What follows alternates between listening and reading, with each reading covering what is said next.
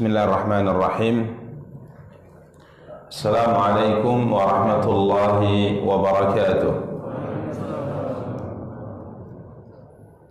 Alhamdulillahi rabbil alamin, wal aqibatu lil muttaqin fala udwana illa 'alal zalimin. Asyhadu an la ilaha illallah wahdahu la syarika lah, wa asyhadu anna Muhammadan abduhu wa rasuluh. Salawatu Rabbi wa salamuhu alaihi wa ala alihi wa ashabihi wa man ihtada bihadiyihi wa istanna bisunnatihi ila yaumiddin wa sallama tasliman katsira, amma ba'du. Ikhwani wa akhawati kaum muslimin, kaum muslimat rahimani wa rahimakumullahu jami'an. Alhamdulillah, puji dan syukur senantiasa kita ucapkan untuk Allah Subhanahu wa ta'ala. Salawat beserta salam semoga senantiasa dilimpahkan oleh Allah untuk junjungan dan panutan kita Nabi Allah yang mulia Muhammad sallallahu alaihi wasallam. Ikhwani wa akhawati kaum muslimin, kaum muslimat rahimani wa rahimakumullahu jami'an. Pada kesempatan yang berbahagia kali ini biidznillah kita akan kembali mencoba untuk membaca dan menjelaskan tafsir Al-Qur'anil Azim, tafsir surat Al-Kahfi dari karya yang telah ditulis oleh Al-Imam Al-Hafidh Abul Fida Ismail Ibnu Katsir rahimahullahu ta'ala, yang pada pertemuan yang lalu alhamdulillah kita telah menyelesaikan pembahasan tafsir ayat yang ke-8 dari surat yang mulia ini, dan insyaallah ta'ala pada kesempatan yang berbahagia kali ini kita akan melanjutkan pembahasan tafsir ayat-ayat berikutnya biidznillah tabaraka wa ta'ala. Para ikhwah dan para akhwat yang dimuliakan oleh rahmatullah Allah, pada pertemuan yang lalu telah kita jelaskan bahwa Allah tabaraka wa ta'ala telah menjadikan apa yang ada di atas muka bumi ini adalah zinatan laha. Allah tabaraka wa ta'ala menjadikan apa yang ada di atas muka bumi ini semuanya adalah zinatan laha, yakni sebagai perhiasan baginya. Dunia dijadikan indah dengan segala macam perkara yang ada di atasnya. Namun Allah tabaraka wa ta'ala mengingatkan kita bahwa semua yang ada di atas muka bumi ini diciptakan oleh Allah. Tujuannya adalah linabluwahum ayyuhum ahsanu amalan, agar kami menguji mereka siapakah di antara mereka yang terbaik dalam amal perbuatannya. Ini sebuah tujuan hidup yang mesti direnungkan dan diingat oleh setiap insan, setiap manusia, bahwa ia diciptakan oleh Allah tabaraka wa ta'ala untuk diuji. Diuji imma dengan kesenangan atau diuji imma dengan kesusahan. Tujuannya adalah siapa di antara kita yang baik dalam beramal. Di saat diuji dengan kesenangan, amal yang baik adalah bersyukur. Dan tatkala diuji dengan kesusahan, maka amal yang baik adalah bersabar. Sehingga Imam Ikrimah Maula Ibn Abbas pernah berkata, tidak ada seorang manusia hidup di atas muka bumi ini kecuali seperti ini ceritanya. Senang, sedih, ya, kaya, miskin. Beginilah kehidupan. Ya, tidak akan terlepas manusia dalam kehidupan dunia kecuali mengalami dua kondisi ini yang berbeda. Ya, maka hendaknya seorang hamba menjadikan syukur kepada Allah Tabaraka wa Ta'ala sebagai bentuk, atau syukur kepada Allah Tabaraka wa Ta'ala sebagai bentuk ibadahnya, sebagai bentuk amalnya tatkala Allah memberikan kepadanya ujian kenikmatan, ujian kesenangan, ujian kesehatan. Dan sebaliknya, hendaknya seorang hamba menjadikan sabarnya sebagai bentuk syukur kepada Allah Tabaraka wa Ta'ala tatkala Allah Tabaraka wa Ta'ala jadikan sabarnya sebagai sikap tatkala ia diuji oleh Allah Tabaraka wa Ta'ala dengan kesulitan, diuji oleh Allah Tabaraka wa Ta'ala dengan kesusahan, diuji oleh Allah Tabaraka wa Ta'ala dengan perkara-perkara yang tidak diingini oleh jiwanya. Karena memang tujuan hidup di dunia ini sebagaimana kata Allah, ahsanu amala, linabluwahum ayyuhum ahsanu amala. Para ikhwah dan para akhwat yang dimuliakan dan dirahmati Allah, dan Allah Tabaraka wa Ta'ala menjelaskan bahwa sekalipun dunia ini indah di pandangan mata kita, tapi pada waktunya semua yang kita lihat ini akan dijadikan oleh Allah Tabaraka wa Ta'ala rata. Wa inna laja'iluna ma'alaiha sa'idan juruza, dan sesungguhnya kami benar-benar, kata Allah, akan menjadikan pula apa yang ada di atasnya menjadi tanah rata dan tandus. Artinya Allah Tabaraka wa Ta'ala akan hancurkan dunia ini. Allah akan akhiri dunia ini, imma penghancuran dan pengakhiran dalam bentuk menyeluruh, yakni pada hari kiamat, atau pengakhiran pada batas-batas tertentu yang sudah ditentukan oleh Allah pada setiap perkaranya.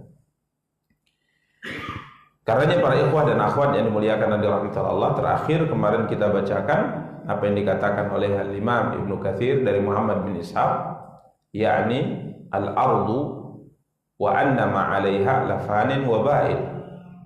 Bumi dan semua yang ada di atasnya akan fana dan akan hancur. Wa annal marji'a ila Allah, dan semuanya akan kembali kepada Allah. Semuanya akan kembali kepada Allah. Tidak ada yang kekal di atas muka bumi ini. Sampai-sampai Allah Tabaraka wa Ta'ala berfirman kepada Nabi yang mulia sallallahu alaihi wasallam, "Wa ma ja'alna li basharin min qablikal khulda afa imitta fahumul khalidun." Tidak ada seorang manusia pun yang kami jadikan kekal di atas muka bumi ini ya Muhammad. Semuanya mati. Semuanya berakhir. Sekalipun umurnya diberikan oleh Allah panjang seperti umur-umur umat-umat sebelum kita, sampai ribuan tahun, ratusan tahun, ribuan tahun umurnya, tapi tetap Allah sudah tentukan semua yang ada di atas muka bumi ini akan hancur, akan berakhir, karena bumi ini fana. Karenanya Imam Muhammad bin Ishaq mengatakan semua kita akan kembali kepada Allah. Fala ta'sa wala yahzunka ma tasma'u wa tara. Karenanya jangan engkau pernah berputus asa, dan jangan pernah engkau terlalu bersedih atas apa yang kau dengar dan atas apa yang kau lihat dan engkau alami dalam kehidupan dunia. Kesedihan sekalipun berat, pasti kesedihan itu akan berakhir. Kesenangan walaupun begitu sangat senang kita, ketahuilah kesenangan itu juga ada batas akhirnya. Jadi yang tujuan yang hendaknya diperhatikan oleh kita, untuk apa kita diciptakan di atas muka bumi ini? Kita diciptakan untuk ibadah, kita diciptakan untuk memperbaiki amal kita, sehingga kita memiliki modal besar, bekal baik untuk perjalanan panjang kembali kepada Allah. Perjalanan panjang kembali kepada Allah. Ya, demikian para ikhwah dan akhwat yang dimuliakan dan dirahmati oleh Allah, akhir daripada pembahasan yang telah kita jelaskan pada pertemuan yang lalu. Berikutnya Allah Tabaraka wa Ta'ala berfirman, A'udzu billahi minasyaitonir rajim. Bismillahirrahmanirrahim. Am hasibta anna ashabal kahfi war raqim kanu min ayatina ajaba. Allah Tabaraka wa Taala di sini mulai menceritakan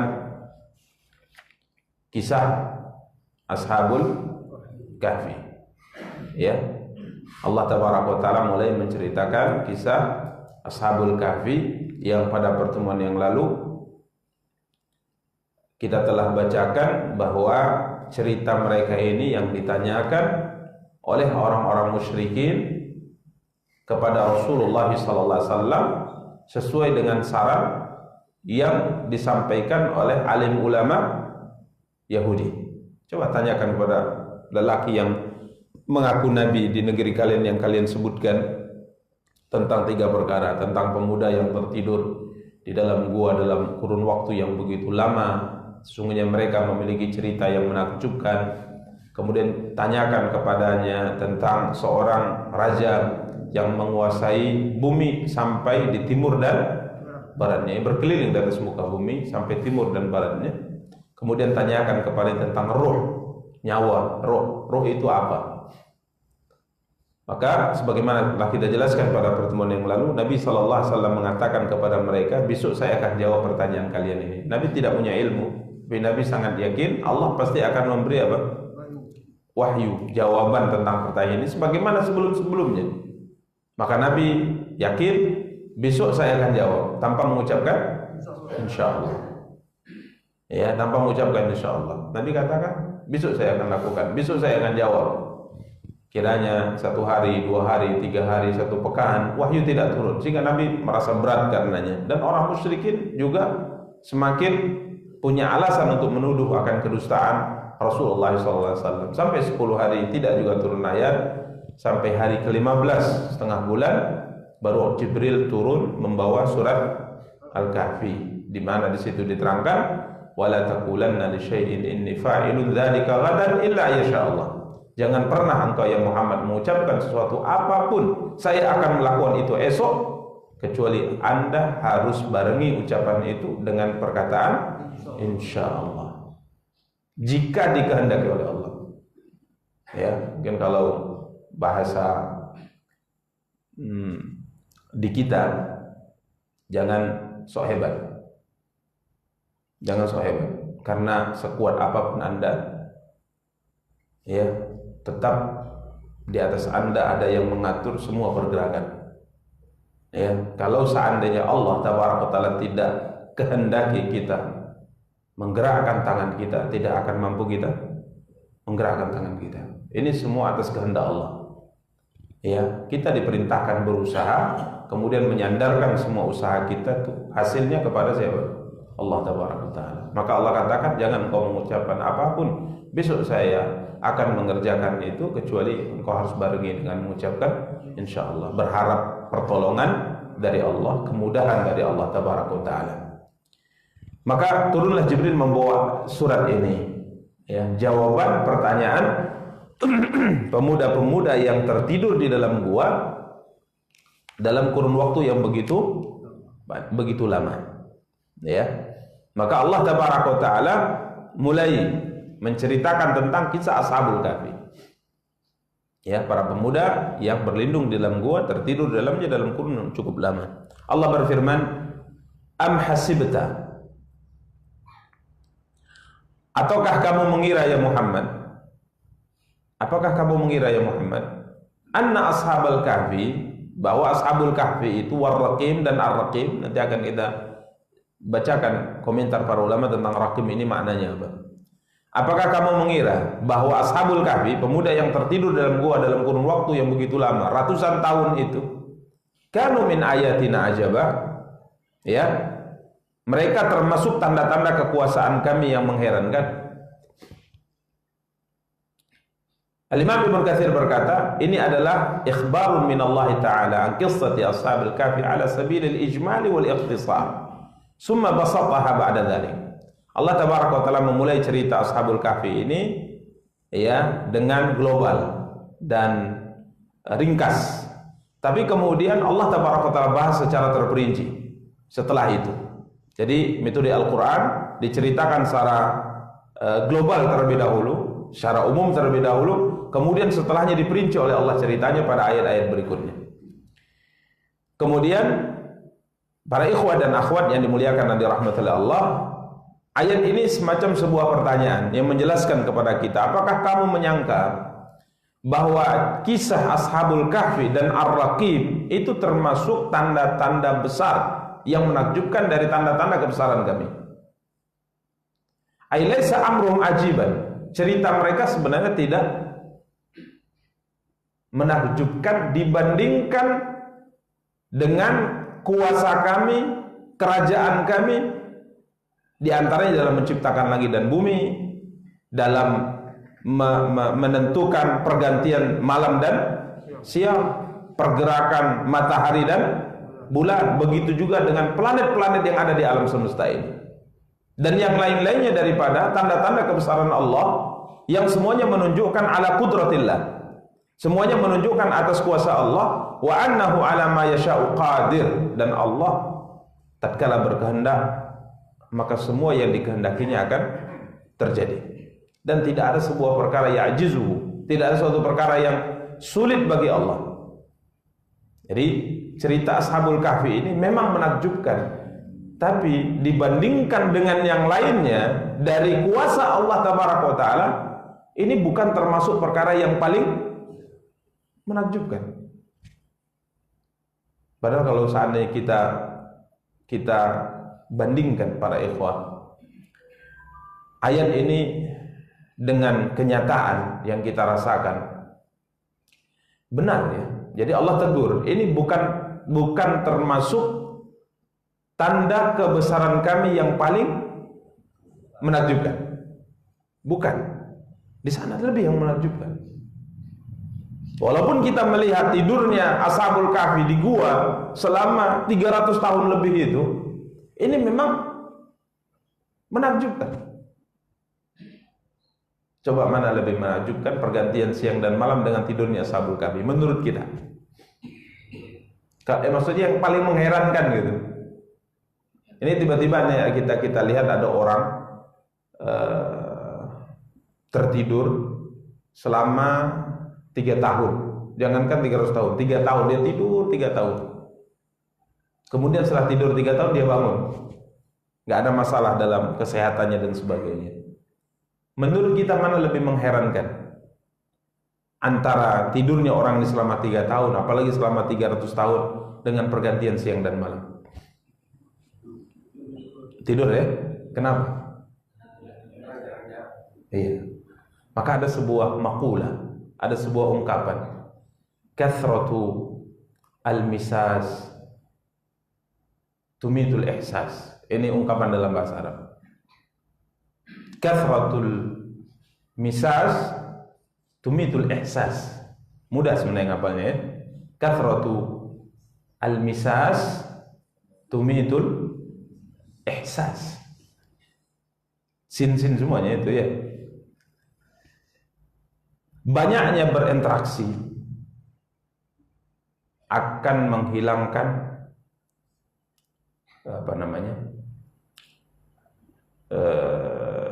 sensitif seseorang itu akan hilang karena banyaknya interaksi. Artinya para ikhwah dan akhwat yang dimuliakan dan dirahmati Allah, semakin kita banyak melihat, mendengar, jadi biasa dia. Ini kelemahan seorang manusia. Tapi kalau yang sekali-kali itu luar biasa. Makanya para ikhwah dan akhwat yang dimuliakan dan dirahmati Allah, tatkala kita berbicara tentang keagungan penciptaan Allah, yang sekali-kali kita lihat itu orang heboh, luar biasa.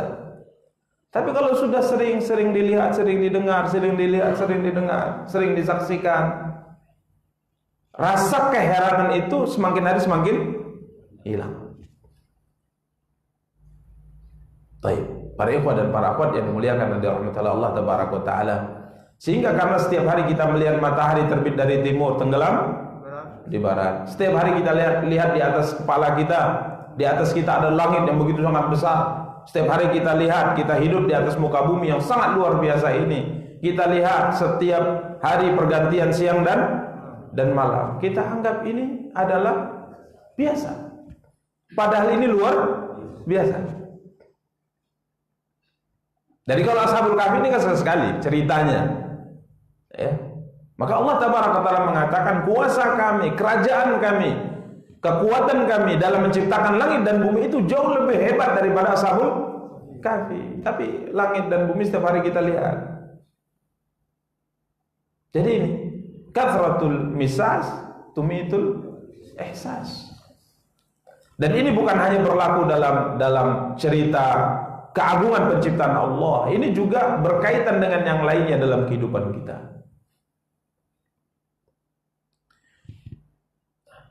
Ka'bah, Masjidil Haram, gimana, luar biasa nggak di hati kita? Luar biasa. Maka Ka'bah ini diberi nama Bakkah.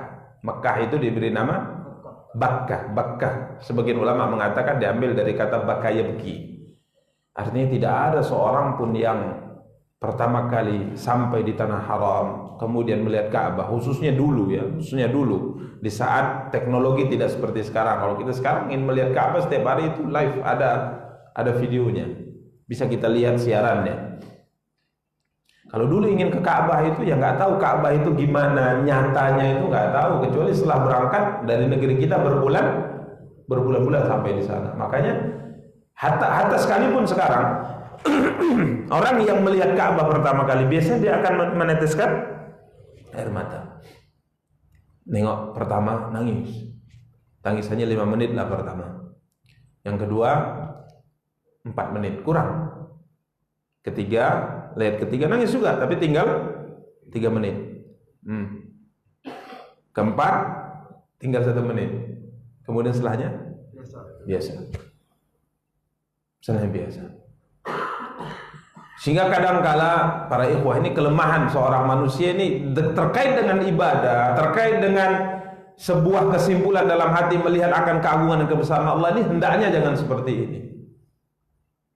Terus dipupuk, terus meyakini bahwa ini luar biasa. Dan ini yang diingatkan oleh Allah Tabaraka wa Ta'ala dalam ayat yang mulia ini. Am hasibta anna ashabal kahfi war raqim kanu min ayatina ajaba? Apakah engkau menyangka bahwa ini adalah puncak dari kuasa kami? Ini adalah sebuah perkara yang sangat mengherankan dari apa yang telah kami ciptakan dan kami tentukan dalam kehidupan di alam semesta ini? Tidak. Bahkan Imam Ibnu Katsir berkata, Abdullah bin Abbas mengatakan, "Alladzi ataituka minal ilmi was sunnati wal kitabi afdal min sya'ni ashabil kahfi war raqim." Beliau mengatakan, Abdullah bin Abbas berkata, bahkan yang kami berikan kepadamu daripada ilmu ya Muhammad, sunnah, Al-Quran, ini jauh lebih utama dari cerita Ashabul Kahfi Ar-Raqim. Jadi Al-Quran dibandingkan dengan Ashabul Kahfi lebih luar biasa Al-Quran ceritanya. Tapi karena hari-hari kita melihat Quran kita anggap biasa, atau mungkin kita tidak tahu apa sebenarnya isi kandungan Al-Quran. Quran luar biasa. Sampai Allah mengatakan, jika ada satu kitab yang dengannya manusia yang mati bisa hidup, maka dialah Al-Quran. Walau anna Qur'anan suyirat bihil jibalu au qutti'at bihil ardu au kullima bihil mauta. Jika seandainya ada bacaan yang bisa dengannya gunung berjalan, yang bisa dengannya bumi terbelah, yang dengannya orang yang sudah mati bisa kembali berbicara, maka tentunya kitab suci Al-Quran ini, karena dia luar biasa. Ini firman Allah, ini Al-Quran. Nabi kita yang mulia sallallahu alaihi wasallam tatkala menerima wahyu Al-Quran, apa yang terjadi pada diri beliau? Berat, berkeringat sekalipun di musim yang sangat dingin sekalipun. Maka Allah Tabaraka wa Ta'ala mengatakan, inna sanulqi 'alaika qawlan Thaqila. Ya Muhammad, kami akan sampaikan kepadamu firman yang sangat berat. Ini Al-Quran. Ya, jadi ilmu, sunnah, Al-Quran itu jauh lebih utama dari cerita Ashabul Kahfi dan Ar-Raqim. Ya, maka berusaha merenungi akan keagungan penciptaan Allah dalam segala perkara yang bisa kita lihat ini, hendaknya terus ditumbuhkan dalam hati. Ya. Bahkan subhanallah, kalau kita membandingkan antara ciptaan-ciptaan Allah yang menunjukkan akan kuasa dan kehebatan Allah Tabaraka wa Ta'ala, kadangkala yang melekat di tubuh kita saja kita lupa. Mata yang Allah ciptakan ini luar biasa, menunjukkan akan keagungan Sang Mencipta. Dan kalau kita lihat bagaimana struktur tubuh kita dengan kemudian pergerakannya, ya, bagaimana koneksi antara mata dengan otak, antara otak dengan pendengaran. Tatkala kita mendengar sesuatu, maka diserap oleh otak, kemudian otak memberikan sinyal kepada mulut kita atau kepada mata kita. Kalau yang didengar adalah bahagia, maka kita pun bisa tersenyum. Kalau yang kita dengar adalah sebuah kesedihan, maka kadangkala otak memberikan sinyal, mata pun akhirnya apa? Menangis. Dan jaringan ini kalau rusak ya, maka ini tidak bisa dikontrol. Makanya ada orang ketawa terus, ada orang nangis terus, jaringannya sudah rusak. Jaringan sudah rusak. Makanya subhanallah, kuasa Allah Tabaraka wa Ta'ala yang semuanya harus kita syukuri. Harus kita syukuri. Ya. Demikian para ikhwah dan para akhwat yang dimuliakan dan dirahmati Allah Tabaraka wa Ta'ala. Jadi ini yang disebutkan oleh Imam Ibnu Katsir, intinya bahwa banyak dari kuasa kami, ciptaan kami yang jauh lebih menakjubkan dari cerita Ashabul Kahfi. Banyak. Ya, maka ini perlu perenungan. Bagaimana penciptaan langit dan bumi. Lihat langit, sering kita sampaikan bagaimana agungnya ciptaan langit, begitu besarnya dan tanpa penyangga. Dihiasi oleh bintang-bintang dan tidak ada seorang pun yang kemudian mencela penciptaan apa? Langit kurang sempurna, kurang baik. Tidak ada. Ini adalah ciptaan yang sangat sempurna. Bahkan ciptaan langit itu jauh lebih besar daripada ciptaan manusia. Antum asyaddu khalqan amis sama'u banaha. Jadi ciptaan langit itu lebih besar, lebih agung daripada penciptaan manusia. Demikian para ikhwah dan akhwat yang dimuliakan dan dirahmati oleh Allah Tabaraka wa Ta'ala. Adapun Al-Kahf huwal ghar fil jabal. Kahfun itu adalah gua yang ada di gunung. Ya, gua yang ada di gunung. Yani sebuah gua yang kata Imam Ibnu Katsir, alladzi laja ilaiha ulal fityah madhkurun. Ini adalah sebuah gua yang para pemuda itu berlindung di dalam gua tersebut. Ini kahf. Ya, tentunya di mana tempatnya ini subhanallah terjadi banyak penelitian, banyak komentar. Mereka mengatakan bahwa Al-Kahfi itu sebenarnya ada di daerah Turki. Ala kulli hal, Al-Quran tidak menceritakan kepada kita di mana letak gua ini karena memang tidak bermanfaat. Ini kemujizatan Al-Quran. Al-Quran hanya menyebutkan sesuatu yang mendatangkan manfaat untuk kita. Kalau tidak disebutkan berarti tidak ada manfaatnya. Contoh misalnya kalau dikatakan gua Ashabul Kahfi diceritakan ada di pegunungan Brastagi misalnya. Ya, disebutkan Quran misalnya. Lalu apa manfaatnya? Karena tidak ada manfaatnya tidak disebutkan. Lalu perlukah kita mencari-cari menghabiskan dana kita untuk memastikan ini gua Ashabul Kahfi? Nggak ada manfaatnya itu apa? Kalau seandainya memang itulah gua Ashabul Kahfi, lalu apa ceritanya? Mau apa kita di situ? Oh, kita ingin melihat keagungan penciptaan, kudrat yang dimiliki oleh siapa? Oleh Allah Tabaraka wa Ta'ala. Sudah tidak ada lagi di situ orangnya. Dan kalau Anda ingin mencari keagungan dan kebesaran ciptaan Allah, yang lainnya lebih banyak, lebih besar. Itu lebih banyak. Jadi Kahfun adalah gua yang ada di gunung. Gunung mana? Allahu a'lam. Tidak diceritakan oleh Allah Tabaraka wa Ta'ala, sekalipun para ulama memperkirakan ada di gunung ini dan sebagainya. Sama seperti kapal Nabi Nuh yang berlabuh di gunung namanya Gunung Judi, ya, sehingga orang kemudian berusaha mencari, akhirnya mereka tarik kesimpulan bahwa kayu yang dibuat oleh Nabi Nuh untuk membangun bahtera itu atau membuat bahtera itu didatangkan dari Indonesia. Nah, Kalau iya kenapa? Dan kalau tidak juga kenapa gitu loh. Makanya tidak diceritakan oleh Allah dalam Quran. Yang penting Nabi Nuh buat bahtera, buat kapal di tengah kota.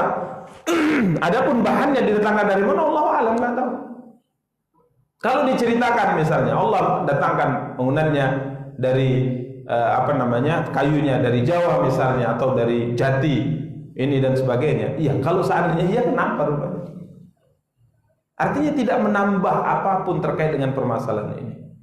Menambah iman dan sebagainya. Jadi yang diceritakan oleh Allah itu pasti yang mendatangkan faidah. Yang tidak diceritakan oleh Allah itu pasti tidak mendatangkan apa? Faidah. Ya. Kemudian Allah berfirman Ar-Raqib. Ar-Raqib. Jadi kahfun tadi sudah kita jelaskan, artinya gua yang ada di gunung. Ar-Raqib, apa arti Raqib? Di sini ada silang pendapat di kalangan para ulama. Sebagian mengatakan Ar-Raqib adalah lembah. Jadi gua itu ada di gunung, di daerah lembah namanya Raqib. Sebagian lagi mengatakan Ar-Raqib Ar-Raqib adalah gunungnya. Jadi gua itu di gunung, nama gunungnya apa? Raqib. Ada sebagian mengatakan, sebagaimana dikatakan oleh Sa'id bin Jubair, disebutkan oleh Imam Ibnu Katsir, Ar-Raqib lauhun min hijarah katabu fihi qasas ashabil kahfi thumma wada'uhu ala babil kahfi.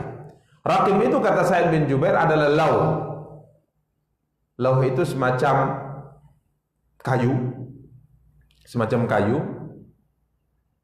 yang ini misal potongan kayu itu namanya lauh. Potongan kayu itu namanya apa? Lauh. Maka ada istilah lauh apa? Lauh mahfuz. Kalau dendang ya. Lauh mahfuz. Lauh mahfuz. Sehingga para ulama kita juga membahas lauh mahfuz. Asal makna dalam bahasa Arab lauh itu adalah kayu yang digunakan untuk menulis. Jadi ditulis sesuatu di lauh tersebut. Mahfuz artinya dijaga. Karena lauh mahfuz ini adalah memang tulisan takdir Allah yang akan terjadi di alam semesta. Ditulis oleh pena yang diperintahkan oleh Allah 50.000 tahun sebelum Allah ciptakan langit dan bumi. Ya, sebelum adanya langit dan bumi Allah sudah berfirman kepada pena, "Uktub, tulislah di lauh ini." Tulislah. Maka pena bertanya kepada Allah, "Ya Tuhanku, apa yang hendak saya tulis?" Allah mengatakan, "Tulislah semua apa yang akan terjadi sampai hari kiamat." Ini 50.000 tahun sebelum Allah ciptakan langit dan bumi. Jadi di situ adalah tulisan semua takdir yang akan terjadi sampai hari kiamat. Ini ada istilah lauh mahfuz. Jadi lauh itu asal maknanya adalah potongan kayu yang digunakan untuk apa? Menulis. Tapi kalau lauh raqim di sini kata Sa'id bin Jubair ini potongan batu yang digunakan untuk menulis. Jadi dipahat di batu tersebut nama-nama ashabul kahfi. Jadi setelah mereka bangun dari tidur mereka, kemudian mereka bertemu dengan manusia dan manusia tahu tentang mereka dan cerita mereka, maka akhirnya mereka kembali masuk ke dalam gua dan wafat di dalam gua. Tidak lama ya, menurut cerita Israel tidak lama mereka hidup lagi. Karena apalah guna hidup kalau nggak ada yang dikenal. Kan enaknya hidup kalau kita bermasyarakat kan. Tapi kalau kita sendiri menyendiri enak nggak hidup? Enak. Ya. Makanya kalau masuk surga sendiri juga nggak nikmat. Dan tuh masuk surga aja sendiri, yang lain masukkan neraka. Nikmat nggak? Nggak nikmat. Makanya jangan sosok mau masuk surga sendiri aja ya. Ada yang lain masuk neraka, kau sendiri. Nggak betah kamu di surga nanti kalau hidup sendiri. Mana manusia itu madaniyun bitabi'i kata orang Arab. Manusia itu adalah makhluk sosial dalam penciptaannya. Dia tidak bisa hidup sendiri. Kadang dia dibantu, kadang dia membantu. Kadang dia menyapa, kadang dia disapa. Begitulah manusia. Ya. Maka kalau ada orang yang ingin hidup sendiri, ini nggak normal. sukanya hidupnya di hutan sendiri, nggak normal kan? Manusia itu suka di tempat yang rame. Makanya dari dulu yang namanya perkotaan itu adalah tempat tinggalnya manusia. Yang di desa, kalaupun dia sendiri dia ingin mendekat ke kota, atau kalaupun dia mesti tinggal di desa, dia pasti akan mendekat ke masyarakat yang, atau ke tempat yang sudah mulai banyak apa? Masyarakatnya. Maka jangan suka apa? Menyendiri. Karena domba itu, kata Rasulullah, akan diterkam oleh serigala yang menyendiri dari rombongannya. Dan syaitannya itu dari dari 2 orang itu jauh, dan dari 3 orang lebih jauh. Jadi syaitan itu sangat suka mendekati orang-orang yang menyendiri. Karena kalau kita sudah sendiri-sendiri, banyak yang dipikirkan, bisikannya banyak. Berbeda tatkala kita bersama dengan orang lain. Jadi Ar-Raqib, ya, Ar-Raqib potongan batu yang dipahat nama mereka setelah mereka wafat lagi dalam gua tersebut. Tidak lama setelah mereka dibangunkan, bertemu dengan masyarakat, kemudian mereka wafat lagi, maka masyarakat menulis nama-nama mereka, ya, menulis nama-nama mereka di potongan batu ini. Kemudian batu ini mereka tempelkan atau mereka letakkan di pintu gua sebagai sejarah. Ya, inilah disebut apa? Raqib. Ala kulli hal, imma Raqib artinya adalah lembah, atau Raqib artinya adalah gunung, atau Raqib artinya adalah potongan batu yang digunakan untuk menulis nama-nama mereka. Intinya Allah Tabaraka wa Ta'ala mengatakan bahwa gua dan Raqib ini bukanlah tanda yang paling maksimal, yang paling besar dari tanda kebesaran Allah Tabaraka wa Ta'ala. Masih banyak tanda-tanda kebesaran Allah Tabaraka wa Ta'ala. Demikian para ikhwah dan para akhwat yang dimuliakan dan dirahmati oleh Allah Tabaraka wa Ta'ala. Berikutnya Allah Tabaraka wa Ta'ala berfirman pada ayat yang ke-10. إذ أوى الفتية إلى الكهف فقالوا ربنا آتنا من لدنك رحمة وهيئ لنا من أمرنا رشدا. Ingatlah, kata Allah, tatkala Ashabul Kahfi, ya, tatkala Ashabul Kahfi, para pemuda itu, awa al-fityatu ilal kahfi, tatkala para pemuda itu mencari tempat berlindung di dalam gua, mereka berlindung, ya,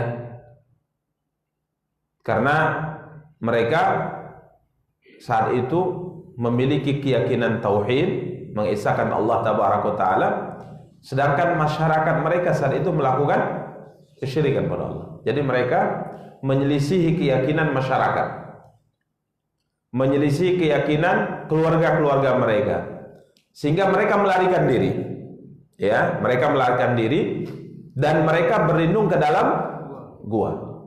Mereka berlindung ke dalam gua.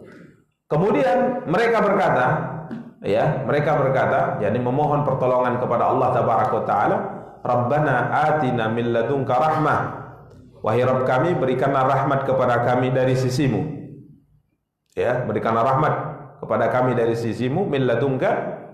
Kemudian wahayyi lana min amrina rasyad, dan ya Allah, sempurnakanlah bagi kami petunjuk yang lurus untuk urusan kami.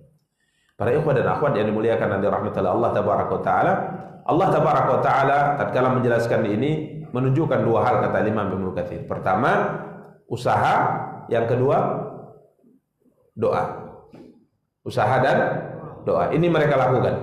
Maka di sini Imam Ibnu Katsir berkata, yukhbiru ta'ala an ulaikal fityah alladzina farru bidinihim min qaumihim li'alla yuftinuhum anhu faharabu minhu falaja'u ila ghadin fi jabalin liyakhtafau an qaumihim. Allah Tabaraka wa Ta'ala menceritakan bahwa mereka lari dari kaumnya karena mereka menyelisih keyakinan kaumnya dalam kesyirikan kepada Allah Tabaraka wa Ta'ala. Mereka mempertahankan tauhid kepada Allah Tabaraka wa Ta'ala, maka mereka lari agar tidak disiksa oleh kaumnya dan mereka pun masuk ke dalam gua untuk bersembunyi. Dan Imam Ibnu Katsir mengatakan faqalu hina dakhalu, tatkala mereka sudah masuk ke dalam gua untuk bersembunyi, sa'ilina minallahi rahmatahu wa lutfahu bihim. Maka mereka berdoa kepada siapa? Kepada Allah. Maka ini dua hal para ikhwah dan akhwat yang dimuliakan dan dirahmati Allah yang hendaknya kita lakukan dalam kehidupan, berusaha dan berdoa. Mereka gabungkan ini. Ya, mereka gabungkan ini. Ada usaha, ada doa. Ya, ada usaha, ada tawakal. Pasrahkan kepada siapa? Kepada Allah. Minta yang terbaik kepada siapa? Kepada Allah Tabaraka Ta'ala. Jangan sampai kita bersandar kepada usaha kita dan lupa dengan Allah, dan jangan sampai kita bersandar kepada Allah tapi kita tidak berusaha. Dua hal ini mesti dilakukan. Karena Nabi kita yang mulia salawatu rabbi wassalamu alaihi tatkala hijrah, sering kita sampaikan untuk sebagai bukti bahwa Islam mengajarkan kepada kita bukan hanya tawakal kepada Allah, tapi Islam juga memberitakan kita untuk berusaha, ikhtiar. Jadi kuatkan usaha, ikhtiar, dan kuatkan juga doa dan tawakal kepada Allah. Ini baru metode beragama yang benar. Ya, Nabi kita yang mulia sallallahu alaihi wasallam tatkala hijrah, di malam hijrah, apa yang beliau lakukan bersama dengan Abu Bakar? Tatkala Jibril datang kepada beliau kemudian mengatakan, ya Muhammad, malam ini jangan kamu tidur di atas tempat tidurmu. Artinya Allah sudah perintahkan kau, sudah dibolehkan kau hijrah meninggalkan kota Mekah. Ini informasi. Apa yang dilakukan oleh Nabi setelah itu? Maka beliau pun menyusun strategi dengan siapa? Abu Bakar radhiyallahu taala. Bahkan Abu Bakar sudah mempersiapkan strategi. Jadi di saat Abu Bakar radhiyallahu taala meminta izin kepada Rasulullah sallallahu alaihi wasallam untuk hijrah sebelum Nabi melarangnya, jangan. Ya, semoga nanti Nabi kala itu mengatakan belum diizinkan oleh Allah. Yakni Nabi sallallahu alaihi wasallam belum mendapat izin untuk hijrah dari mana? Dari Makkah. Kemudian Abu Bakar paham bahwa Nabi SAW ingin agar Abu Bakar nanti menjadi pendamping Nabi dalam hijrah kalau perintahnya sudah turun. Maka apa yang dilakukan oleh Abu Bakar? Abu Bakar langsung menyiapkan dua kendaraan unta. Karena perjalanan dari Mekah ke Madinah itu jauh dan butuh apa? Butuh kendaraan. Maka beliau siapkan dua kendaraan yang paling bagus. Dan sebelum ada informasi perintah untuk hijrah, beliau beri makan kendaraan dengan makanan yang bagus supaya kuat, supaya bisa dipakai, supaya bisa dipacu nanti tatkala melakukan hijrah. Kalau kita mungkin berpikir, Nabi kok, tunggu aja, nanti kan ada angin yang bawa kita gitu. Bukan seperti itu pola pikir seorang muslim, karena ia masih hidup di mana? Di dunia. Nanti di akhirat, di surga, baru pola pikir ini nggak perlu antum pikirkan lagi. Mau makan, tiba-tiba datang makanan. Mau kendaraan, tiba-tiba datang kendaraan. Bahkan kendaraannya dari emas, kuda dari perak, bisa terbang kemanapun Anda ingin. Tapi kalau dalam kehidupan dunia, jalanilah kehidupan dunia sebagaimana sunnatullah. Kemudian setelah keluar malam itu, apa yang dilakukan Nabi SAW? Apakah Nabi langsung berangkat menuju Madinah di jalan umum? Tidak. Nabi bersembunyi dulu di Gua Thur selama 3 malam. Dan Gua Thur itu adalah gua yang berada di posisi jalan yang berlawanan dari Madinah. Jadi kalau misal Nabi SAW ingin hijrah ke Medan, supaya tidak ketahuan, maka Nabi SAW pergi dulu ke arah Aceh.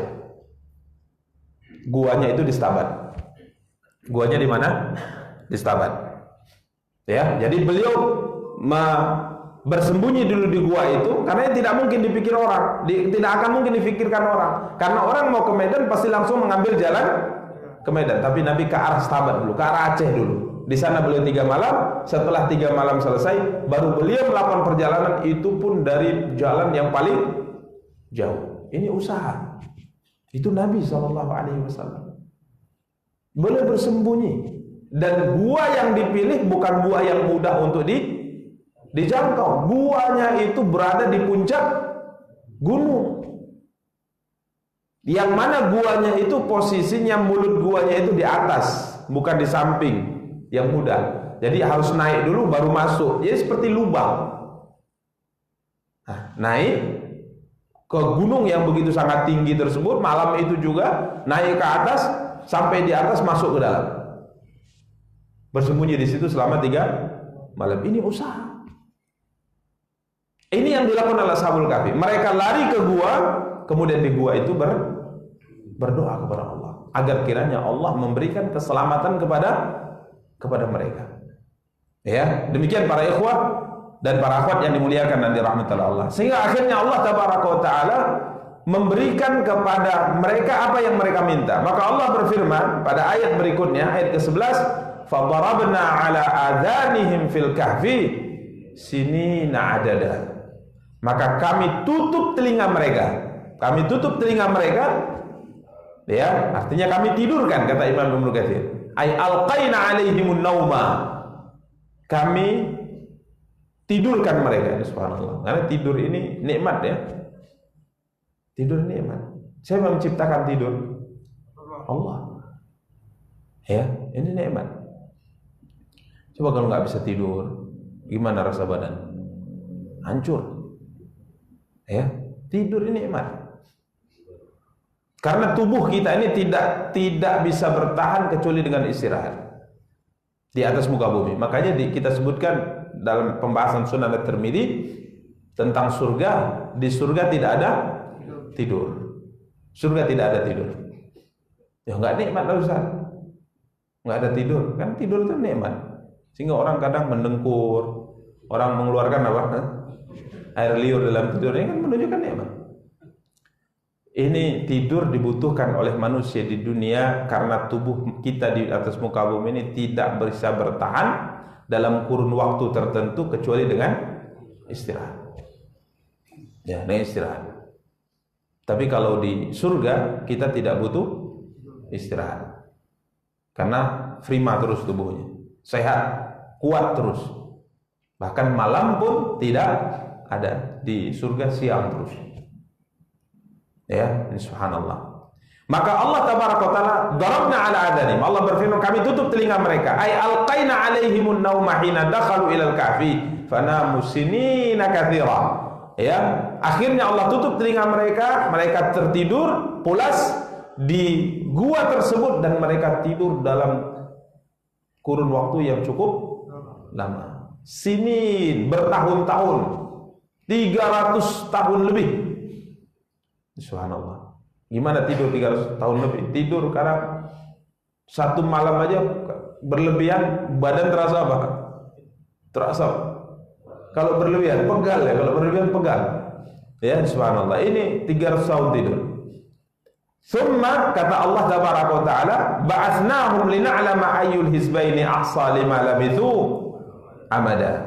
Ya, kemudian setelah mereka tertidur dalam waktu yang cukup lama, kami bangunkan mereka agar kami mengetahui manakah di antara kedua golongan itu yang lebih tepat dalam menghitung berapa lama mereka tinggal di dalam gua tersebut. Imam Ibnu Katsir berkata, kami bangunkan mereka, kemudian nanti akan diceritakan oleh Allah, mereka pun keluar, mereka cari makanan, kemudian mereka melihat terjadi perubahan yang sangat luar biasa dalam alam nyata yang mereka saksikan dari sebelum mereka tidur. Kemudian Allah tabaraka taala mengatakan, "Tsumma ba'athnahum lina'lama ayyul hizbain," ay al-mukhtalifina fihim. Ada perselisihan di kalangan manusia di saat itu. Ya. Kata Allah, "Lima labithu amada." Berapa lama sebenarnya mereka tidur? Jadi Allah tabaraka taala ingin menjelaskan kepada manusia berapa lama mereka tidur sebenarnya. Kemudian dalam cerita Israiliyat di zaman itu juga terjadi perselisihan di kalangan manusia, apakah kehidupan setelah kematian itu memang ada atau tidak. Ini manusia waktu itu sampai pada titik ragu. Sampai pada titik apa? Ragu. Jadi Allah ingin buktikan bahwa kehidupan setelah kematian itu ada. Akhirnya Allah bangunkan atau Allah bangunkan Ashabul Kahfi. Sama seperti seorang nabi yang diceritakan oleh Allah dalam akhir surah Al-Baqarah. Nabi tersebut melewati sebuah kota yang sudah hancur. Perumahannya apa? Hancur. Semua sudah hancur. Maka dia berkata, bagaimana Allah Tabaraka wa Ta'ala bisa mengembalikan kota ini semula, seperti sedia kala. Maka Allah langsung matikan dia. Seketika itu dia sedang naik keledai dan dia bawa bekal. Dia naik keledai dan dia bawa bekal dan dia berkata, bagaimana Allah mengembalikan kota ini seperti sedia kala. Maka Allah langsung cabut nyawanya. Allah langsung cabut nyawanya. Maka dia pun mati selama 100 tahun. Dan takdir Allah, dia mati selama 100 tahun, keledainya selama 100 tahun hancur tentunya. Tulangnya sudah berserakan. Tapi makanannya diabadikan oleh Allah. Makanannya, bekalnya itu diabadikan oleh Allah. Tidak hancur, tidak rusak, sama seperti 100 tahun yang lalu pertama kali makanan itu dia bawa di atas keledai. Maka kemudian Allah hidupkan dia kembali. Setelah 100 tahun Allah hidupkan kembali. Allah jelaskan mudahnya Allah untuk menghidupkan dan kuasa Allah untuk mengabadikan sesuatu. Maka Allah katakan, coba lihat makanan yang kau bawa. Tatkala ditanya, berapa lama engkau mati? Dia mengatakan, dia paling 1 hari 2 hari. Allah katakan, coba lihat keledaimu hancur semua tulangnya, makananmu Allah kuasa mengabadikannya. Pun Allah lihat di depan matanya Allah rangkai lagi keledai yang sudah hancur. Bagaimana tulangnya kembali bersatu, kemudian tulang ini diliputi oleh daging, kemudian hidup kembali di depan matanya dia lihat. Ya subhanallah. Karena Allah Maha kuasa atas segala sesuatu. Karena jangan ragukan adanya kehidupan setelah kematian. Pasti setelah mati kita hidup. Itu pasti. Tiup sangkakala nyawa dilepas, maka semua kita hidup kembali. Tidak sulit bagi Allah Tabaraka wa Ta'ala untuk melakukan hal ini. Kemudian para ikhwah dan akhwat yang dimuliakan dan dirahmati Allah, ini yang disebutkan oleh Allah, fadarabna ala adhanihim fil kahfi sinina adada. Kami tutup telinga mereka sehingga mereka tidur dalam kurun waktu yang begitu lama, bertahun-tahun. Kemudian mereka dibangkitkan atau dibangunkan oleh Allah Tabaraka wa Ta'ala, lina'lama ayyul hizbaini ahsa lima labithu amada. Agar kedua kelompok yang berselisih pendapat, yang berselisih terkait dengan berapa lama mereka tidur dalam gua, ini bisa mendapat jawaban yang benar. Dalam sebagian cerita Israeliat, agar dua kelompok tahu mana kebenaran. Karena satu kelompok mengatakan kehidupan setelah kematian itu ada, yang satu kelompok mengatakan kehidupan setelah kematian tidak ada. Maka kami buktikan bahwa kehidupan setelah kematian itu ada dengan dibangunkan kembali Ashabul Kahfi yang sudah tertidur 300 tahun. Demikian para ikhwah dan akhwat yang dimuliakan dan dirahmati oleh Allah Tabaraka wa Ta'ala. Berikutnya pada ayat ke-13 Allah berfirman, "Nahnu naqussu 'alaika naba'ahum bil haqq innahum fityatun amanu bi rabbihim wa zidnahum huda." Kami kisahkan kepadamu ya Muhammad. Ini yang ayat ke-9 sampai 12 ini kisah secara global. Beginilah ceritanya. Jadi Allah katakan mereka masuk ke gua, ya, kemudian mereka berdoa kepada Allah, berlindung dari kejaran masyarakatnya yang mereka selisih agamanya. Kemudian tatkala masuk ke dalam gua, Allah tutup telinga mereka dan mereka tidur di dalam gua dalam waktu yang begitu lama, bertahun-tahun lamanya. Kemudian setelah itu kami bangunkan mereka. Ini kan cerita dari awal sampai akhir. Ini secara global. Ini cerita secara umum. Kemudian baru Allah Tabaraka wa Ta'ala berikutnya memulai cerita dengan terperinci. Ya, ini yang dikatakan oleh Imam Ibnu Katsir tadi yang kita bacakan, bahwa metode Al-Quran dalam menceritakan Ashabul Kahfi ala sabilil ijmali wal ikhtisar, summa basataha ba'da dzalik. Jadi pertama diceritakan secara global. Ya, secara global, kemudian diceritakan secara terperinci. Maka Allah mulai memperinci kisah Ashabul Kahfi. Allah berfirman, "Nahnu naqussu 'alaika naba'ahum bil haqq innahum fityatun amanu bi rabbihim wa zidnahum huda." kami kisahkan kepada Muhammad cerita ini dengan benar. Artinya ini cerita nyata. Ini bukan dongeng, cerita nyata ini. Karena tidak ada cerita Al-Quran yang tidak benar. Semuanya nyata, semuanya benar. Bahkan kalau kita meragukan, batal Islam. Jangan ada meragukan cerita Al-Quran. Ya, karena ceritanya pasti benar. Nahnu naqussu 'alaika naba'ahum bil haqq.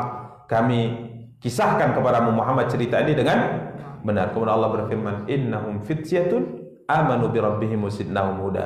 Sesungguhnya mereka adalah fityah, pemuda yang beriman. Fityah jamak dari fatah. Jadi pemuda-pemuda yang beriman kepada Tuhan mereka, dan kami tambah pula petunjuk kepada mereka. Wa zidnahum huda. Para ikhwan dan akhwat yang dimuliakan dan dirahmati oleh Allah tabaraka wa taala, dua poin yang hendaknya kita perhatikan dalam ayat ke-13 ini. Yang pertama, Allah tabaraka wa taala berfirman, innahum fityah. Sesungguhnya mereka apa? Pemuda. Kita sebutkan tadi fityatul jamak, pemuda-pemuda. Jadi Allah mengatakan mereka pemuda. Imam Ibnu Katsir di sini memberikan kepada kita sebuah catatan yang hendaknya kita renungkan. Kenapa Allah sampai mengatakan mereka pemuda? Wahum aqbal lil haqq wa ahda lis sabil minasyuyukh. Apa faedahnya Allah tabaraka taala menyebutkan pemuda? Kenapa tidak disebut ashabul kahfi begitu saja? Tapi kenapa kok ada ungkapan pemuda? Ini untuk menjelaskan kepada kita bahwa pemuda itu lebih mudah menerima kebenaran daripada orang tua. Ya, kita orang tua enggak? Ya, subhanallah. Dan Imam Katsir menjelaskan ini agak panjang ya. Beliau menjelaskan ini agak panjang terkait dengan mudahnya seorang pemuda menerima kebenaran dari orang tua. Beliau mengatakan seorang pemuda lebih mudah aqbal lil haq, lebih mudah untuk menerima kebenaran, wa ahdalis sabil, dan lebih berada di atas sebuah pemikiran yang benar dibanding orang tua. Karena biasa yang tua itu qad atau wa ghamasu fi dinil batil. Orang tua ini sulit untuk meninggalkan sebuah perkara yang dia tumbuh besar di atas sebuah perbuatan dan keyakinan. Jadi pemuda ini biasanya jiwanya itu masih mudah untuk diarahkan. Tapi kalau orang tua, ya kita sudah merasa tua, kadang-kala ada orang memberi nasihat kepada kita, kamu sih bawa kencur ya, gitu. Tapi kalau pemuda kan nggak gitu jawabnya, dia akan dengar. Ini fakta. Karenanya beliau Imam Ibnu Katsir mengatakan, walihada kana aktsarul mustajibina lillahi ta'ala wa li rasulih syababa. Maka dalam fakta sejarah bumi ini, mayoritas orang yang menerima dakwah Rasul kembali kepada Allah adalah para pemuda. Coba lihat di kota Mekah. Coba lihat di kota Mekah. Beliau mengatakan yang beriman kepada Rasulullah adalah pemuda. Amal masyayikh bin Quraisy, adapun orang-orang tua sepuh dari kalangan orang-orang Quraisy, fa'amatuhum baqau ala dinihim walam yaslam minhum ilal qalil. Mayoritas sepuh orang Quraisy mereka mempertahankan agama mereka dan tidak ada yang masuk Islam kecuali segelintir kecil dari mereka. Tapi kalau para pemudanya, coba lihat Abu Bakar. Ini pemuda, waktu masuk Islam masih muda. Ya.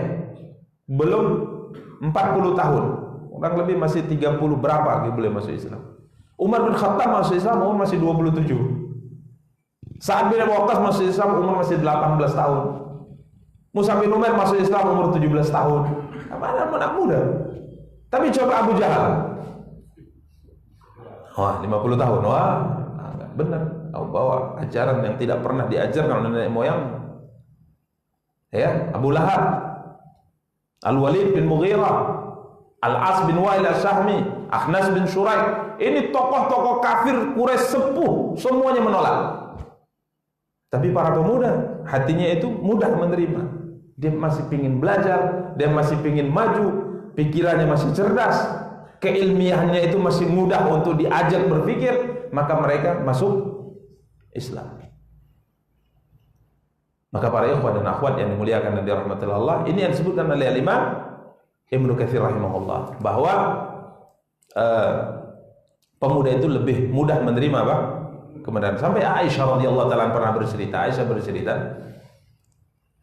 perang Bu'ats itu 5 tahun sebelum Nabi hijrah terjadi di Madinah. Perang besar yang terjadi antara dua suku Ansar sebelum mereka masuk Islam, yakni suku Khazraj dengan suku Aus. Jadi dua suku ini berperang karena ada pihak ketiga, yakni Yahudi, yang selalu memanas-manasi mereka, selalu mengompori mereka untuk bertempur. Ini perang mereka puluhan tahun.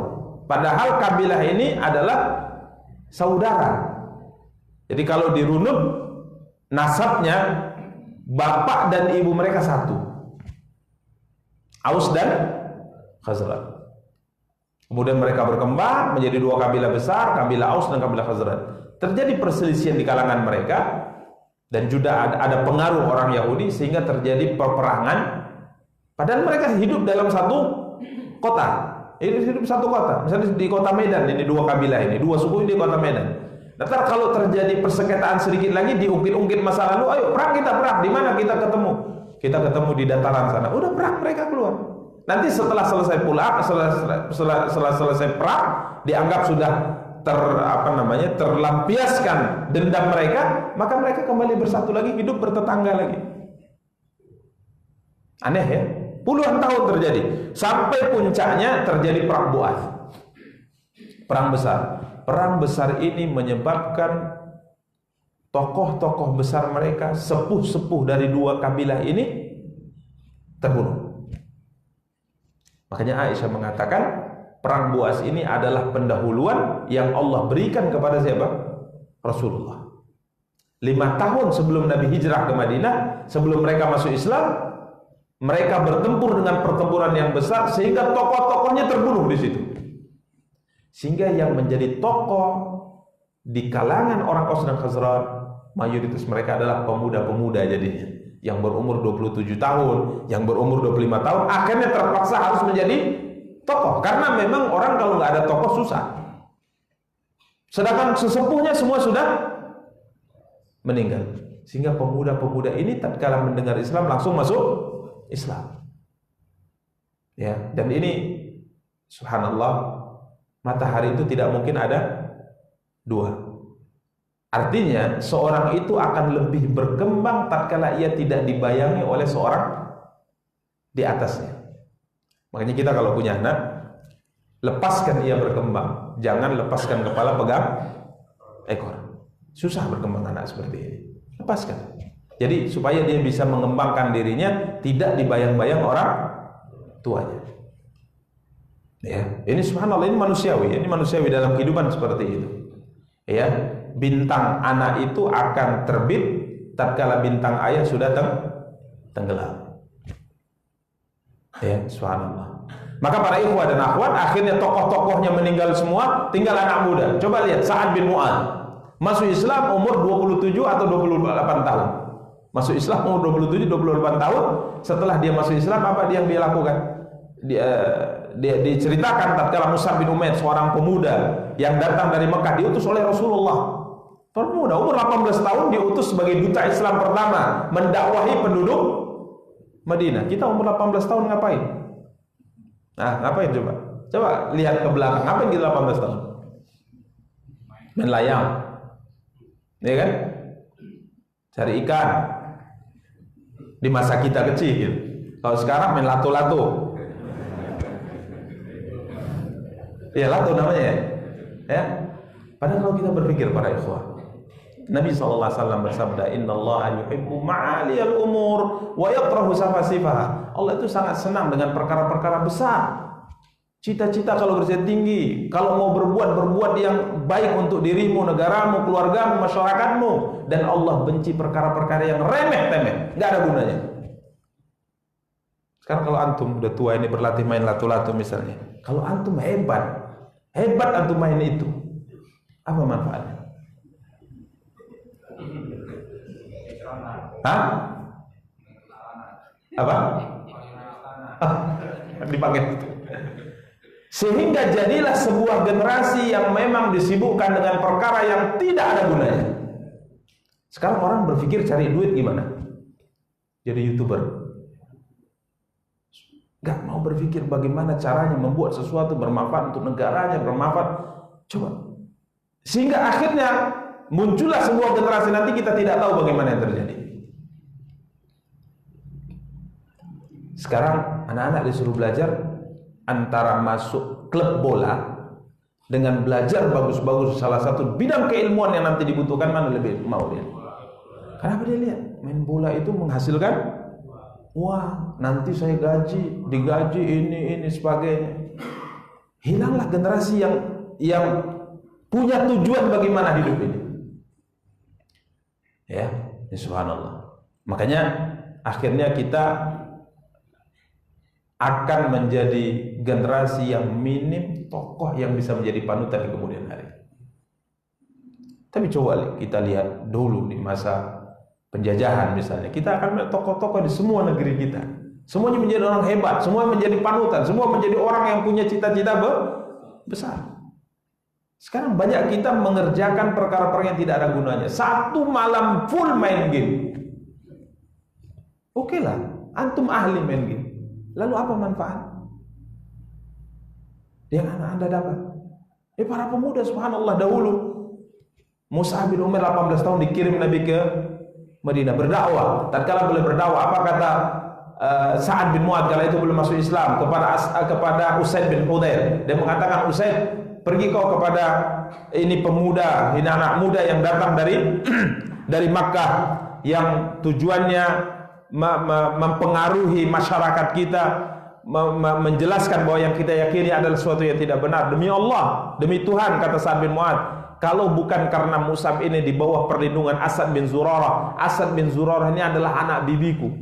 Dia ngasih perlindungan kepada pemuda dari Mekah ini. Kalau bukan Asad yang memberi perlindungan kepadanya karena dia adalah anak bibiku, artinya saya sepupu dengan si Asad ini, maka saya akan datang dan saya akan usir dia. Tapi karena di bawah perlindungan sepupu, ya aku hormatilah sedikit perlindungannya. Maka kau yang tidak ada hubungan kerabat dengannya, datang usir dia. Maka Usaid datang. Mengusir siapa? Mus'ab bin Umair radhiyallahu taala. Apa kata pemuda ini? Yakni Mus'ab bin Umair, Tuan, apa pendapat Anda jika seandainya dengar dulu apa yang kami sampaikan? Dengar dulu coba. Kalau seandainya yang kau dengar adalah buruk, tidak baik, kami atau saya akan melakukan apa yang Tuan perintahkan. Tapi kalau seandainya yang Tuan dengar ini baik, apa salahnya Tuan? Terima. Nah, ini hati pemuda. Betul juga ini kata kawan ini. Dengar dia. Coba kalau yang tua. Berapa umurmu? 18 tahun. 18 tahun tuh misalnya panggilnya itu. Masih bau kencur ngajar orang tua pula. Saya lebih banyak makan asam dan garam. Padahal asam dan garam gak enak ya. Kalau lebih banyak makan rendang mungkin hemat ya. Dia dengar, duduk dia. Usaid bin Hudayr duduk. Padahal dia bawa senjata gitu. Dia sudah bawa senjata, dia bawa tombak aja, macam-macam. Saya tusuk kamu dengan tombak. Dan dia tokoh besar, tokoh muda besar. Karena tokoh yang lain sudah mati. Katakan, dengar. Apa kata Asad bin Zurarah dan sahabat yang lain? Demi Allah, sebelum Mus'ab bin Umair mengakhiri pembicaraan tentang Islam, kami sudah melihat raut wajahnya menerima Islam. Serius gitu. Tadinya merah padam, mukanya itu enggak senang betul. Setelah mendengar penjelasan Mus'ab bin Umair, seorang pemuda yang sangat handal dalam menjelaskan Islam, akhirnya terlihatlah di wajahnya bahwa dia akan terima Islam. Setelah selesai dia mengatakan, apa yang mesti saya lakukan kalau saya ingin masuk ke agama ini? Maka diperintahkan mandi syahadat. Maka dia syahadat. Kemudian setelah syahadat mengatakan, saya akan berusaha untuk menggiring seorang tokoh di kampung ini, yang di Bani Abdul Ashhal, yang kalau dia masuk Islam tidak ada seorang pun dari warga kampung ini kecuali semuanya akan masuk Islam. Saya akan mencoba untuk menggiringnya supaya mendengar apa yang sudah saya dengar dan saya masuk Islam. Maka dia pergi. Apa kata Asad bin Zurarah? Dilihatnya Usaid datang. kepada teman-temannya.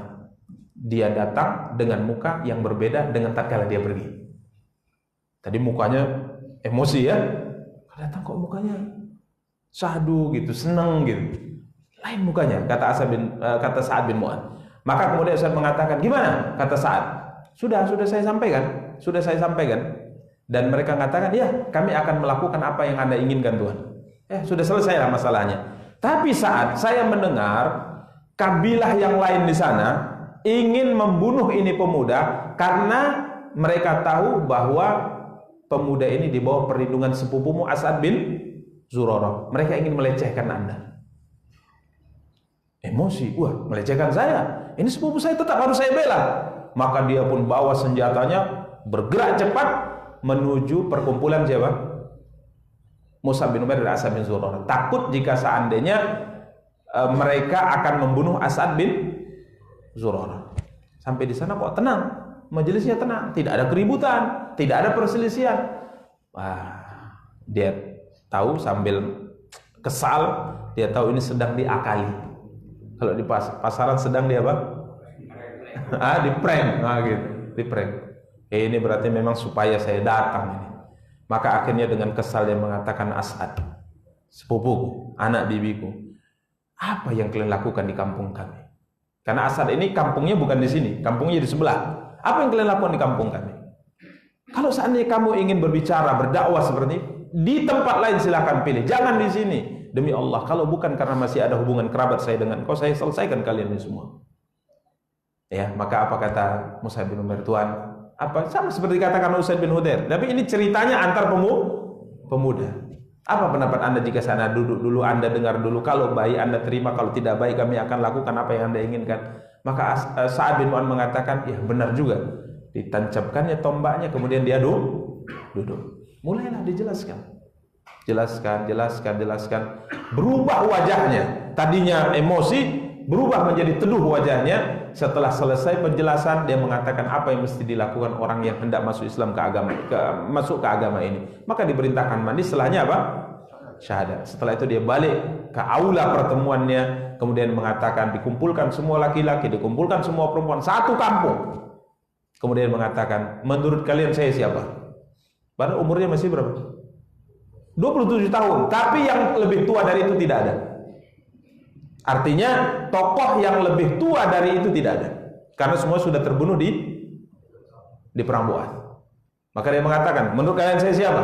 Engkau adalah tokoh kami, engkau adalah kami, engkau ada. Dia mengatakan, kalau itu sudah kalian akui, maka saat ini tidak ada seorang pun yang boleh sampai tenggelam matahari nanti yang boleh bertemu, yang boleh berbicara dengan saya kecuali setelah dia mengucapkan Islam. Setelah syahadat, semua satu kampung masuk Islam kecuali satu orang, dan satu orang ini akhirnya juga masuk Islam. Ini pemuda. Makanya kalau masih muda harus terus belajar. Yang masih ngaku muda ini terus belajar. Ya. Terus belajar. Ya, karena nanti di saat kita sudah tua sulit kita menerima masukan. Ini tabiat, kecuali orang-orang yang dirahmati oleh Allah Tabaraka wa Ta'ala. Contoh misalnya tokoh tua di Mekah yang akhirnya masuk Islam ada Abu Sufyan. Ini akhirnya masuk Islam. Ini orang-orang istimewa nih, sudah tua mau menerima masukan, apalagi masukan mungkin dari anak misalnya. Kan susah kita orang tua kalau masukan dari anak, kamu. Ya betul tuh ya. Kamu tahu apa? Ya. Ini kecuali orang dirahmati oleh Allah, sehingga hatinya itu mau menerima masukan dari manapun. Apalagi kalau sudah berumur, sepuh, punya jabatan di pemerintahan misalnya, ini lebih susah. Maka Nabi bersabda, ta'ablamu qabla an tasudu. Belajar kata Rasulullah sebelum kamu ditokohkan. Karena kalau kamu sudah ditokohkan, para ulama jelaskan kamu tak mungkin bisa belajar. Benar. Dan kita tidak jauh berbicara. Semoga Allah Tabaraka Ta'ala menyelamatkan kita semua. Ana pribadi, kita cerita pribadi, karena ini berkaitan dengan kemaslahatan hati kita semua. Artinya kita tidak tunjuk sana, tidak tunjuk sini. Tatkala kita tunjuk satu jari ke sana, maka 4 jari nunjuk ke kita. Artinya kita pikirkan diri kita.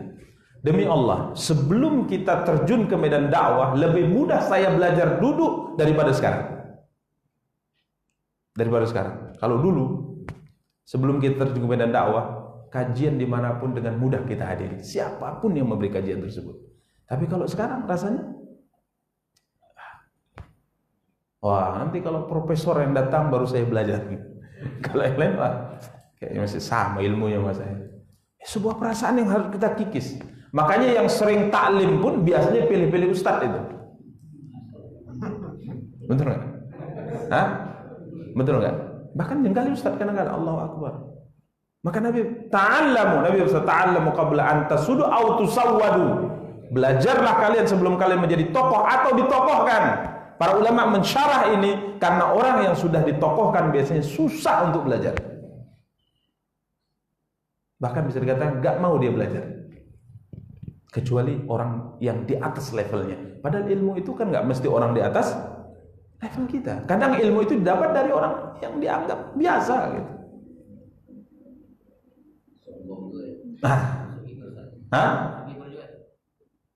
Kalau kiber sampai pada tingkat meremehkan kena. Tapi kalau tidak pada tingkat meremehkan, dia kadang ujub, bangga dengan dirinya. Makanya ini subhanallah, ini mesti kita perbaiki. Ini kita cerita diri kita ya. Dan semua ilmu yang disampaikan itu bukan kemudian kita cerita tentang si fulan, si allan, si fulana. Tidak, kita manfaatnya untuk siapa? Diri kita. Ini tujuan kita belajar. Ya, makanya ini Imam Ibnu Katsir menyebutkan ini. Kenapa Allah tabaraka taala sampai mengatakan nahnu naqussu 'alaika naba'ahum bil haqq, kami akan menceritakan kepadamu kisah mereka dengan benar. Sesungguhnya mereka ini adalah pemuda-pemuda. Pemuda-pemuda. Kenapa mesti disebut pemuda-pemuda? Karena ini ada sebuah hal yang hendaknya direnungkan oleh kita. Karenanya di saat kita masih muda, banyaklah belajar, banyaklah menuntut ilmu. Lalu pemuda itu umurnya dari berapa ke berapa, Ustaz? Jangan-jangan semua kita merasa apa? Merasa tua.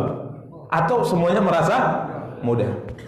Para ulama mengatakan, para ilmuwan mengatakan bahwa pemuda itu adalah seorang yang mencapai usia balik. Ini start awal pemuda. Sampai sebagian mengatakan 40 tahun, sebagian lagi mengatakan 50 tahun. Ini pemuda.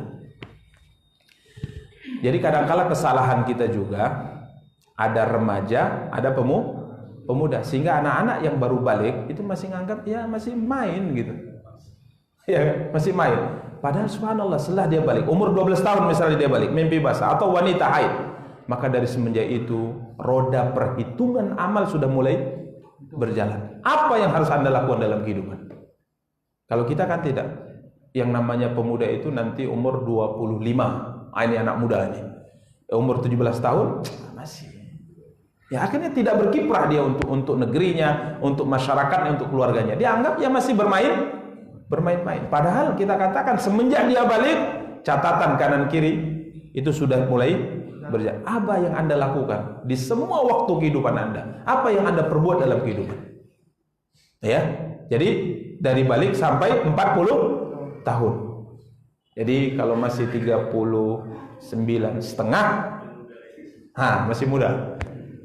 Ya, tinggal 6 bulan Ustaz. 6 bulan itu lama para ikhwah. 6 bulan lama. Artinya di waktu 6 bulan itu kita bisa melakukan banyak hal. Apalagi kalau masih 25 tahun. Taruh kalau sebagian ulama mengatakan 50 tahun. Berarti kalau sudah 49 setengah masih pemuda. Masih pemuda. Ya. Jadi jangan kita merasa apa? Tua. Karena kalau merasa tua berarti semangatnya kendor. Maka inilah hikmah kenapa Allah menetapkan bahwa angan-angan itu tidak berkurang, perasaan itu juga tidak menua sebagaimana jasad. Umur 60 tahun tapi biasanya tekadnya sama seperti anak 17. Ini nikmat ini. Coba kalau seandainya azam kemauan kita itu tua bersama dengan anggota tubuh kita, gimana kita? Udah umur 50 tahun sudah males semuanya. Udah tua, ikut tua, angan-angannya juga tua, keinginan juga tua. Ya sudah. Lama kali malaikat maut mencabut nyawa saya kan gitu ya. Tapi alhamdulillah. Ya, makanya terus bersemangat dalam kehidupan, lakukan semua kebaikan sampai finalnya dicabut nyawa, selesai. Tapi sebelum nyawa dicabut, kita hidup dalam perjuangan. Jadi berjuanglah, khususnya para pemuda. Dan setelah kita tahu batas pemuda tadi, kiranya kita semua masih muda, alhamdulillah. Ya, masih muda. Taib, kita cukupkan para ikhwah dan akhwat yang dimuliakan dan dirahmati Allah. Sudah 7:10 ini. Ya. Semoga Allah tabaraka taala memberikan karunia kepada kita, mudahkan langkah kita dalam beribadah kepada Allah tabaraka taala. Kita cukupkan. Subhanakallahumma bihamdika asyhadu an la ilaha illa anta astaghfiruka wa atubu ilaik. Wassalamualaikum warahmatullahi wabarakatuh.